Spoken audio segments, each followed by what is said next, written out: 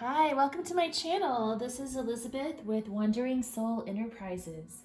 Here today to look at the Exorcist Archetype, which is also known as the Shaman Archetype, according to Carolyn Myss. I kind of feel like the Exorcist doesn't quite encompass all of the activities and services that a shaman provides, but we'll just go with that, I guess. I think exorcism is definitely a big part of it, but a shaman is also a healer and an astrologer and a seer. They practice augury, like they really do a lot. They're also like a moral authority, kind of like a preacher or a storyteller. So I think that the shaman actually plays a much more complex role in the community aside from just exorcism, but they are associated with this archetype. So the exorcist in its light attribute is about freeing yourself and others of destructive impulses. And in the shadow attribute is the fear of facing your own demons. Okay. So in her book, Sacred Contracts, she talks about Jesus being the master exorcist. You know how he exorcised the demons from the man who was possessed, and the demons went into the herd of swine, and the swine jumped off the cliff into the ocean. So a lot of people speculate that maybe the demon that Jesus exorcised was actually some sort of mental illness. I'm one of those people who also speculates that mental illness, like schizophrenia, maybe maybe it's also a spiritual affliction more than just a mental problem. Like, how clairvoyance or clairaudience, they hear voices of the spirit world. Like a lot of people in the tarot community talk about this, like that a clairaudient hears voices of the spirits of the other world, right?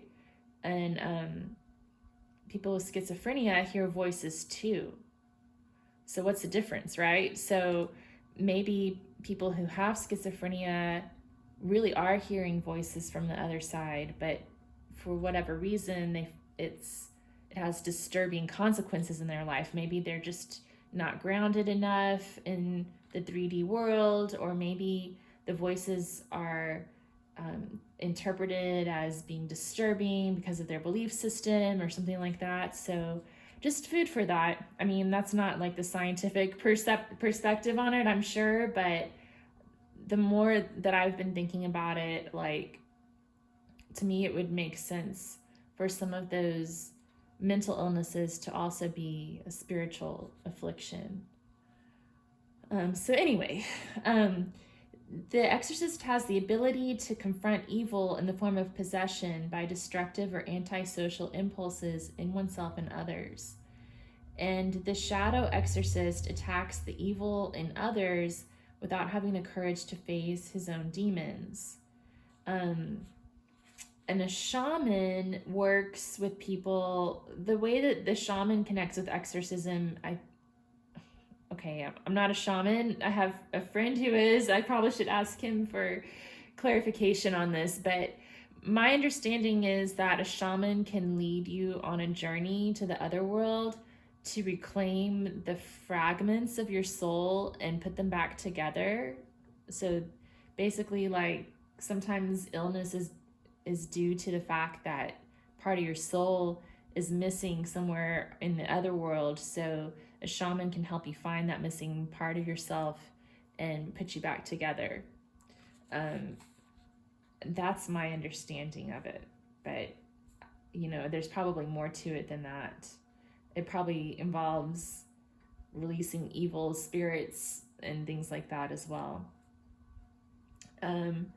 So anyway, to determine whether this is one of your core 12 archetypes, discern a lifelong pattern of exercising the negative spirits of social groups or individuals. So in some ways, like, I guess where I was going with that is like a preacher or a psychologist even could be a certain form of an exorcist, possibly. So just some things to keep in mind. Okay. So from the element of earth, we have card number 14, the Crystal Garden.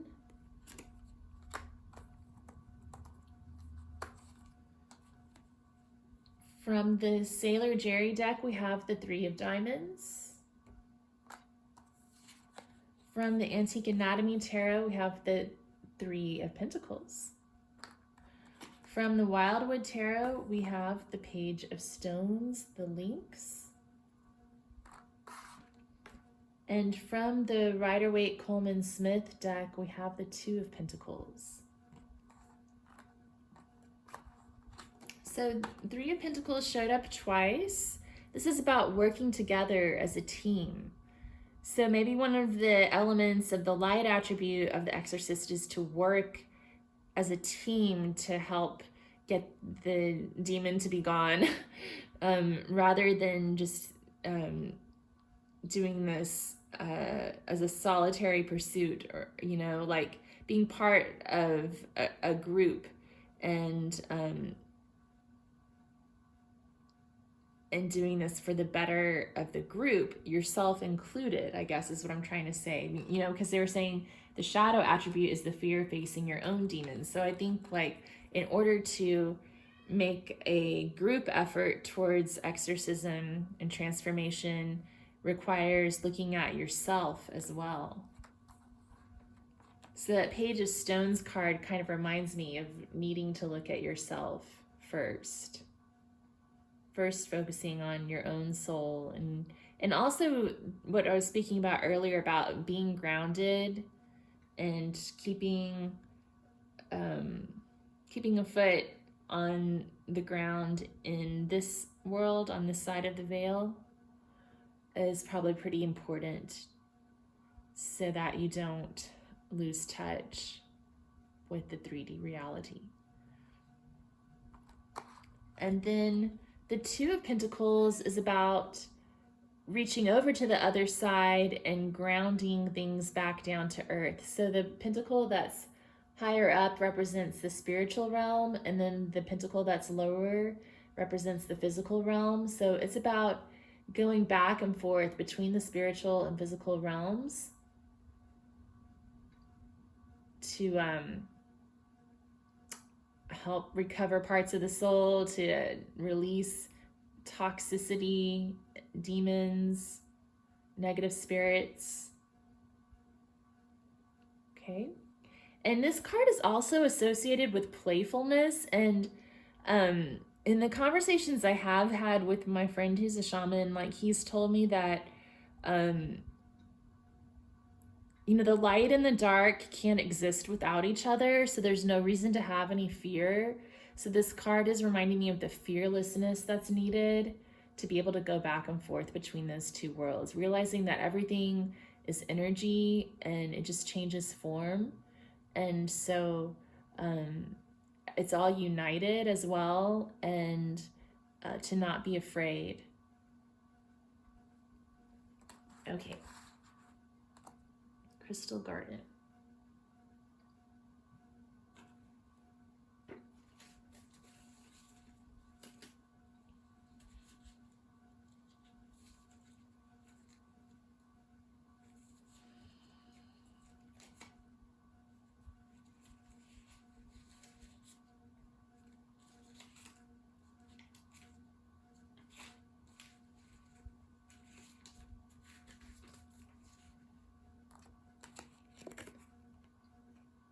Every crystal has its own energy that can be used for healing and clairvoyance or made into works of art. Every crystal is connected to the fairy world. The flowers are indicating the next step up from the mineral world. The red flowers are the symbol that the power, the crystal, the red flowers are the symbol of the power that the crystal world has. The crystal nature spirits are always ready to work with the keeper of the crystal. Meditate with the crystal, going into its energy.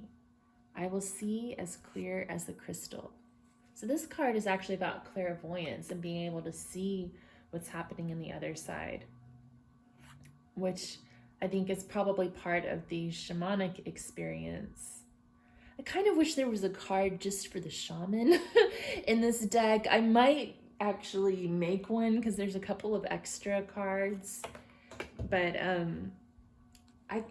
I can see how that would relate to exorcism too. Being able to see what's going on in the spiritual realm helps you to diagnose the condition and figure out how to deal with it, I'm sure. I'm guessing. Okay. So from the element of air, from the Working with the Four Elements deck, we have Lily Angel, card number 7 of air. From Sailor Jerry, we have the 3 of Swords. From Antique Anatomy, we have the Ace of Blades. From the Wildwood Tarot, we have the 5 of Arrows, Frustration. And from the Waite Coleman Smith deck, we have the 2 of Swords. Yeah, so this is all reminding me of like the mental health conditions we were talking about. We have 1, 2, 3. That's interesting to me as well. 1, 2, 3, and then 5. So the Ace of Blades is about cutting through to the truth of the matter and getting clarity. Cutting out the demon also. And then the 2 of Swords is about staying calm. Keeping the emotions calm. Using like a still mind to move forward. I think that's really important because you're likely to encounter some disturbing images and thoughts and feelings on this journey to exorcise a demon or a presence that needs to be eliminated. And then the 3 of Swords is the card of heartbreak and loss. So it's sort of like here to prepare the Exorcist archetype for the difficult things that might happen. And also it can represent that separation of the different parts of the soul into different fragments that need to be reunited. And the 5 of Arrows in this deck is called Frustration. So the bowsman in this card is shooting all these arrows frantically towards the prey and he's missing. And the reason is that he needs to go back to this 2 of Swords energy and stay calm so that he can release his arrow at just the right speed. From a place of calmness. Because if you release it in haste, you're not going to hit your target.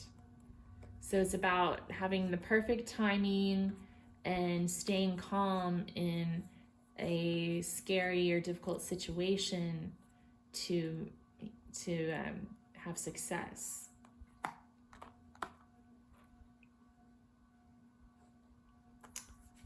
Okay, so Lily Angel, card number 7.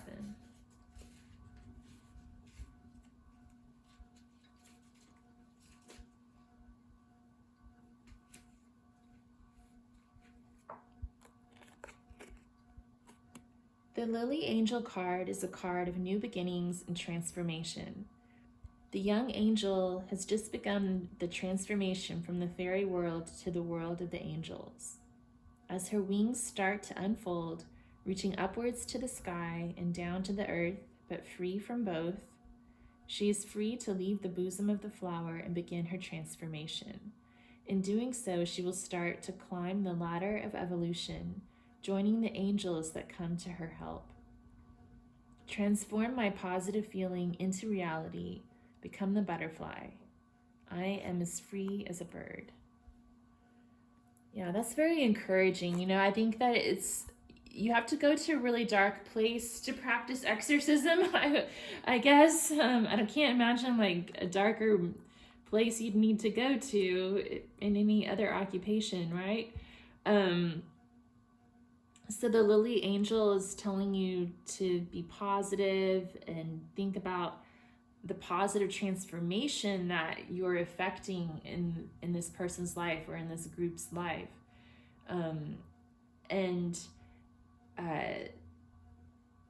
That can help you push through your fears, your frustrations, the anxiety, and the sorrow that you'll encounter on the journey. Okay. Like just thinking of like the end goal, I guess, to push through the hard times. For some reason, I feel compelled to tell this story. I don't know why. It doesn't have anything to do with exorcism, but and it's actually going to make me sound like a real wimp, but I've always been one of those people who faints whenever I get blood drawn. Like, I can't give blood at all, right? That's like out of the question. But even when someone needs to pull my blood for testing, I pass out, right? And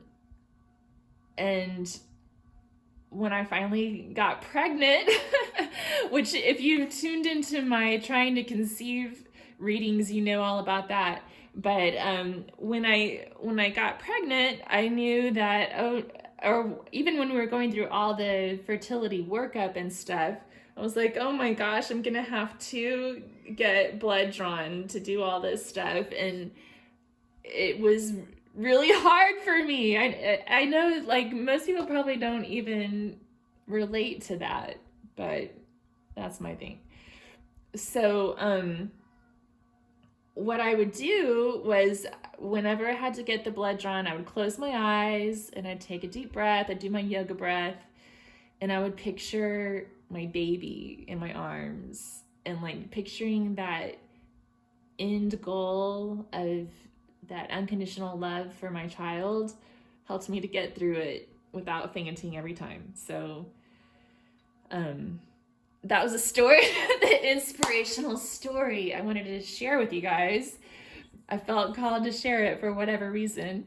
The lily angel is what reminded me of it, because I guess that's sort of like what I would picture is like this little baby in my arms and just helping me get through the tough times to meet the goal, right? Okay, anyway. So moving on to the fire element. We have card number F5, the fire angel. We have the 9 of clubs,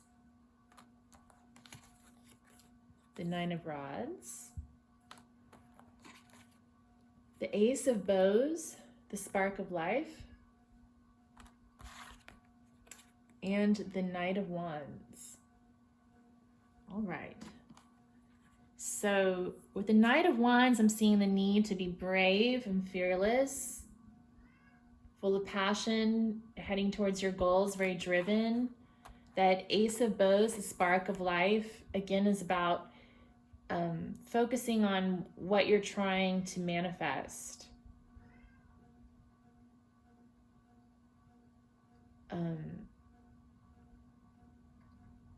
And it's sort of also reminding me of a torch. You know, they're creating a fire here with the bow.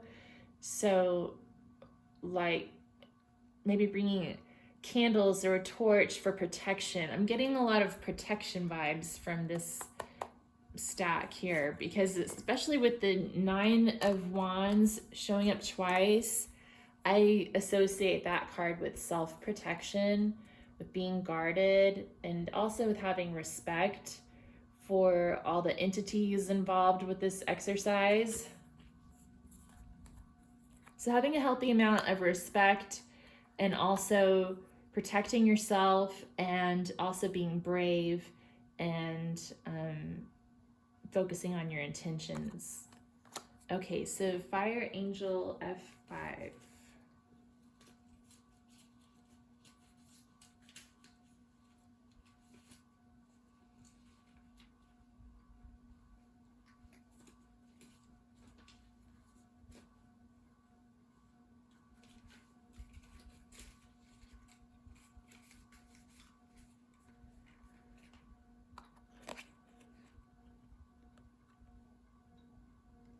The fire world is vast, from small salamanders to the great fire goddess. Penetrating through all the different planes of consciousness are the fire angels, helping man to unfold his spiritual consciousness. Archangel Michael is connected to the fire, with many more angels by his side, helping in our inner transformation, the healing arts, and angels to guide over us. Ceremonies play an important part in the invocation of angels and also creating an atmosphere of happiness and purity. Flowers, incense, candles, and religious symbols placed in the room. Positive thought creates positive thinking. That's interesting. I'm trying to remember in that movie, The Exorcist, I'm pretty sure they had plenty of religious symbols placed in the room and candles and things like that to help protect the energy of the room. And I don't know if they called on Archangel Michael, but that would make sense. Like, Archangel Michael is very protective. He carries that sword to protect humanity. And I think that he's also associated, I've heard that he will help to protect you in your dreams as well. So like whenever I'm having a bad dream, I usually these days whenever I'm having a bad dream and I realize what's going on, I start to call on Archangel Michael to come protect me, and then I feel like this aura of light surround me, kind of like a cocoon of light, and then I wake up. So like I definitely think of that Archangel Michael as a very protective energy. So I guess if you're in a situation where you feel like you're dealing with a dark presence, the message that's coming through here is to call on your angels, protect yourself, light a candle with that spark of life coming up, and to be brave, to be fearless. Okay. So let's look at the element of water. We have card number 8, Rainbow Falls. We have the Queen of Hearts. We have the 3 of Elixirs. The 10 of Vessels, Happiness. And the Page of Cups.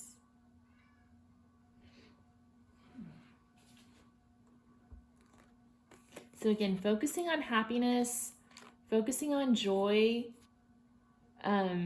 like staying in that high vibration is going to help you to get rid of the negative vibrations, right? Don't let those negative vibrations get the upper hand. That's what I'm getting here. Page of Cups is about just sort of like, again, being fearless.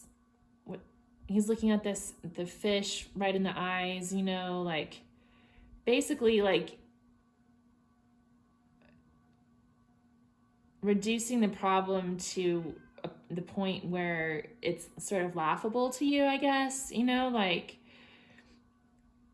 a dark presence will do what it can to scare you, but you have to be in this emotional state where you aren't going to let that get to you. So kind of approaching everything with unconditional love. And then the Queen of Hearts is about using your intuition. She's the most intuitive of the court cards. But she's also probably the most susceptible to psychic attack, you know, like if she was, especially in like the reversed meanings. So that's sort of a warning to just like keep yourself protected, especially if you are someone who has the connection to the other world, you know, like if you're a tarot card reader or some sort of clairvoyant or clairaudient or clairsentient or whatever, even if you have a strong sense of empathy or you consider yourself to be an empath, just protecting your energy and keeping healthy boundaries, healthy energetic boundaries around yourself, I think is really important. Okay, and that will help to keep you in the higher vibration instead of drawing you down. So Rainbow of Falls is card number 8 of water.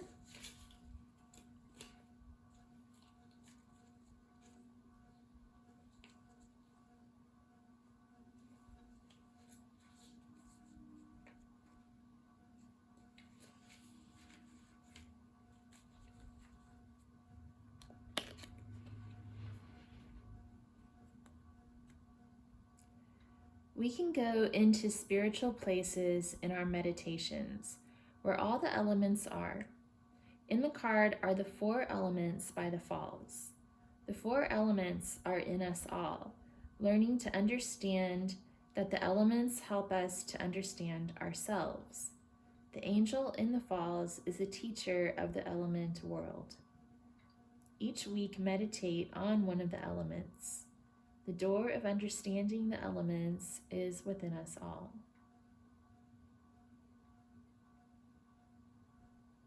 So maybe studying the elements is really important for both, especially, well, definitely for the shaman, you know, like that's pretty key to all of the shamanic practices, I would think. You know, I know my friend who is a shaman, they pray to the 4 directions, and that's a very key part of the belief system that they practice.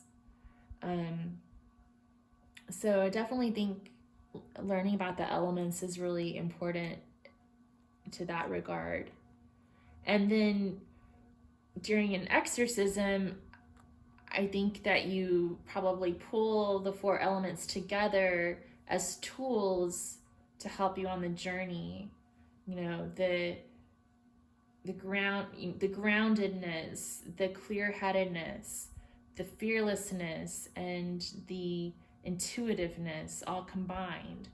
You know, the groundedness of earth, the clear-headedness of air, the fearlessness of fire, and the intuitiveness of water, all combined at one time, so that you can raise your vibration and stave off the negative vibrations.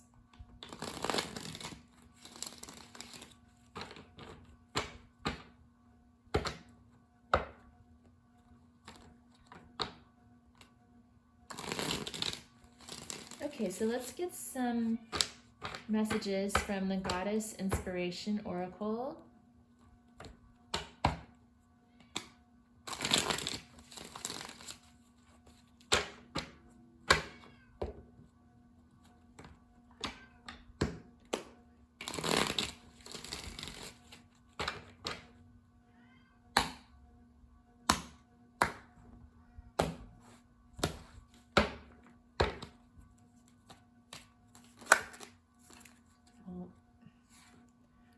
Freya flipped over. Let me.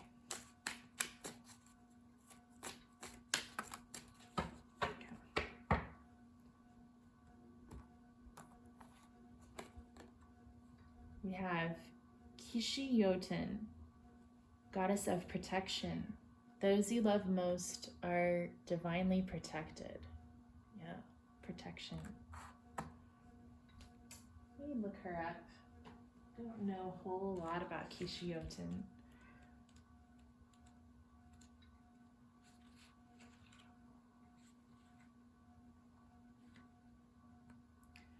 In Japan, the goddess Kishi-yoten is acknowledged as a protector of children. Mothers ceremonially invoke her to watch over their infants and keep misfortune away. She's also associated with the arts and beauty. Some believe Kishi-yoten also protects geishas, since these gifted women practice arts valued by her. The graceful attributes of Kishi-yoten stand in stark contrast to those of her brother Bishamon, the god of war.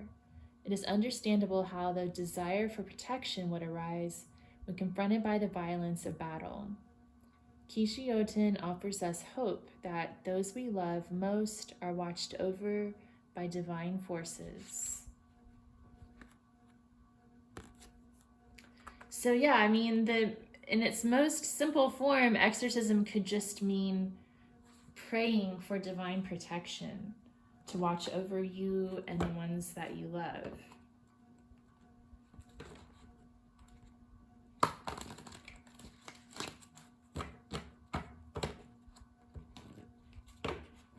So what messages will we get from the Gods and Titans Oracle?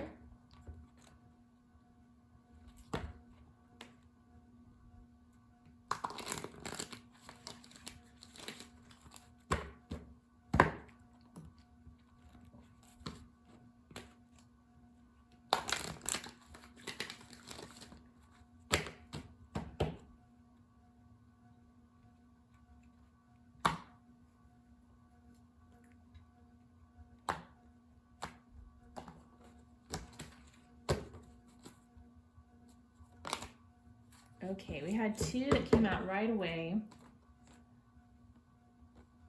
Achilles, confidence, and the green man, abundance. Okay, let me see. Achilles says, you are strong, worthy, and confident. Step forward in courage, knowing you can achieve exactly what you desire. So yeah, being courageous and fearless. Really important for the Exorcist. And then let's see what the green man says.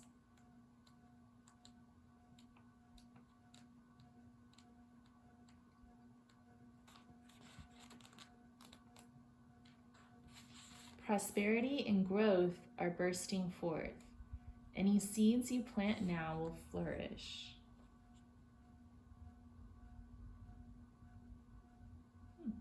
Okay.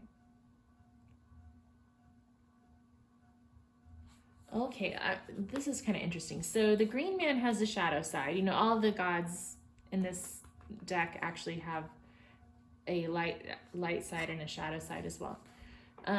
So the green man in his shadow side also signals a feeling of unstoppable exuberance. And this in itself is pleasurable, but sometimes we cannot stop. It is a wild and sometimes dark energy. In his darker aspect, the green man is a trickster or the dark lord of all he surveys. Step into the most untamed forest or the thick bush, and we still feel a fear of all that is wild and alive. So he's representative of that fearfulness of the other world. You know, like the green man could actually manifest as one of those dark forces. So this is about knowing that these entities that you're encountering may have a shadow side, but they also may have good things about them too, and maybe they're just manifesting in their shadow side for some reason. And so I think the lesson is to just not be afraid, to keep yourself protected, but to approach them with fearlessness and love, respect, love, and fearlessness, if that makes any sense. Okay, so let's draw from the major arcana. Let's see what we get there.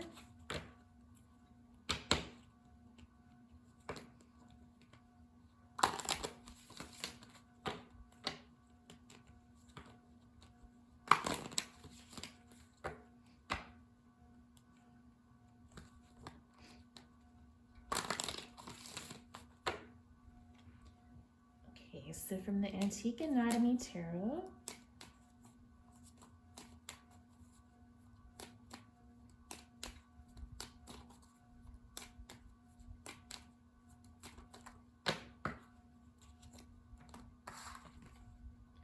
we have the Moon, card number 18. Okay, I'm gonna get the other two and then I'll talk about these.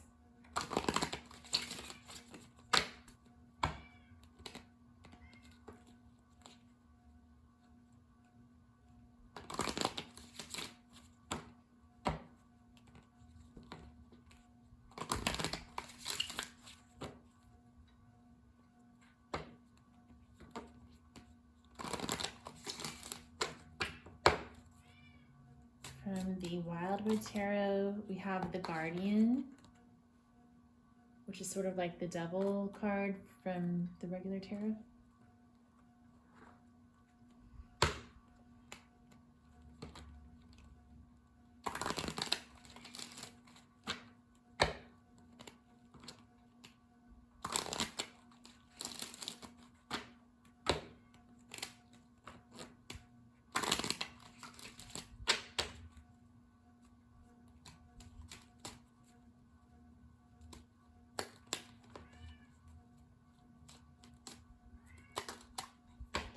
Okay, we had two come out from the Rider Waite. I'm going to take both of them. So we have the Wheel of Fortune and the Lovers. Okay, so yeah, so the Guardian really stands out as sort of the beast that must be confronted. Okay, so that's what this stands for, having fearlessness in confronting the beast. And I might read from the book on this one in just a minute. The Moon card represents, it can represent fear, but the lesson of the Moon card is to go with the flow and to allow yourself to be taken down that river. There's a river in the Rider-Waite version. That's what I'm picturing. But to allow yourself to go with the flow and go into that other world, not being able to see everything completely, but having faith that everything's going to turn out okay. And the Wheel of Fortune is about a portal to the other world. It's like the Wheel of Fire from the book of Ezekiel. So it's a portal to the other world. That's what shamans use to cross over to the other side. And you can see the beings from the other world here. There's angels, there's a demon, there's a snake, a sphinx. So it's about just recognizing that things beyond our physical reality are out there and to have respect for that. And then the Lovers, to me, in this case, is talking about making decisions based on love and not fear.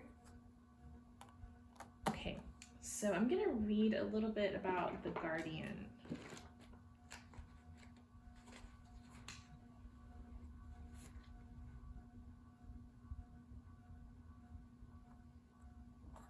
Okay.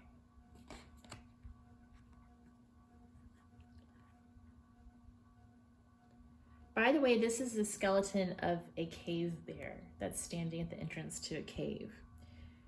And my son, when he sees this card, he always asks how the skeleton is standing up without any muscles.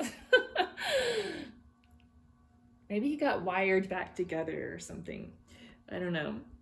Anyway, so this says, over the centuries, there has been much cynical manipulation of the concept of the devil for political, religious, and doctrinal purposes, leading to the demonizing of this complex pagan nature spirit. Oh my gosh, like the Green Man?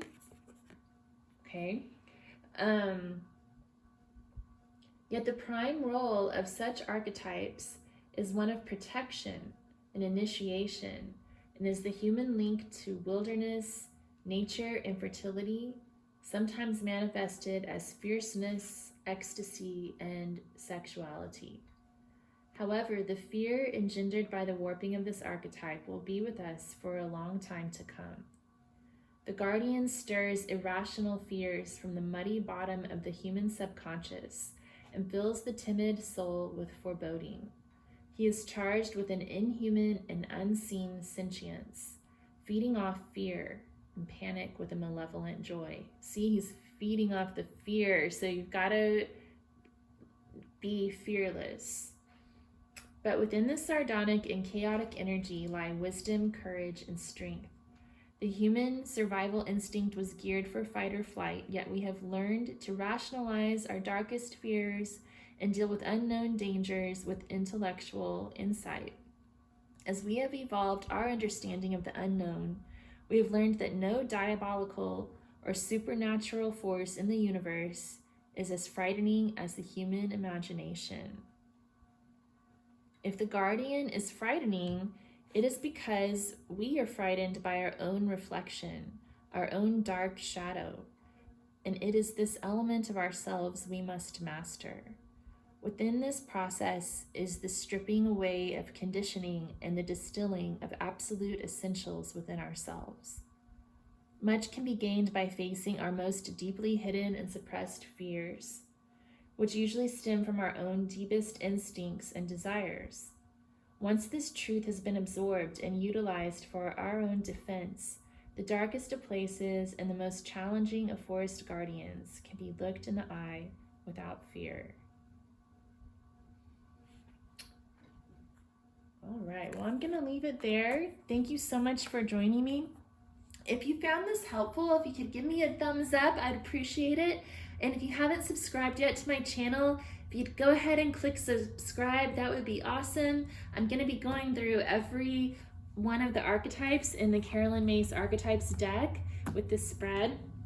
I also have a lot of pick a card readings and some yoga videos and guitar videos. So stay tuned for more content, and I appreciate you being here. Have a good one.